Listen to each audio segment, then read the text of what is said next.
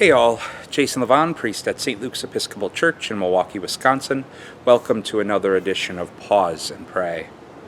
I've said it many times, but I'm so grateful for so many of the gifted mentors I've had in my life. As I've been reflecting today, two have come to my heart and mind, both Roman Catholic priests. One was a professor of mine, a Jesuit priest at Marquette University when I was studying there as an undergraduate, Father Zeps. He was my history professor. I had him Monday, Wednesday, and Friday mornings for a history class. And every Friday as class was wrapping up, he'd be closing his briefcase, snapping it shut, and he'd look out at the class and he'd say, "Now remember, class, when you go out this weekend, make sure you find God in all things, especially a good beer with a good friend."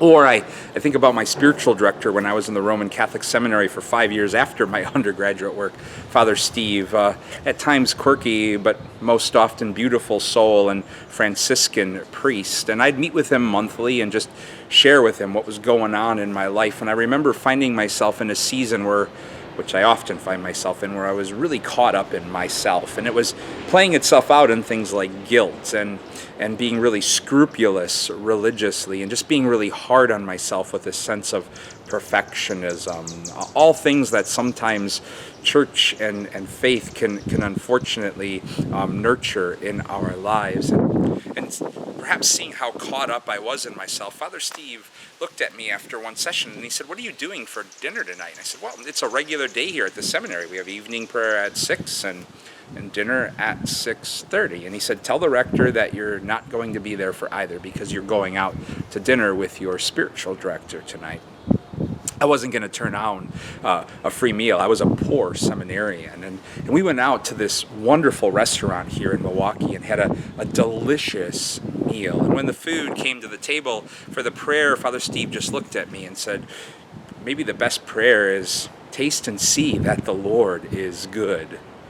Father Steve, as a Franciscan, loved creation and loved life, and perhaps realized in that moment that I needed to get out of myself and just taste and see how good the Lord was. It's a meal I'll always savor.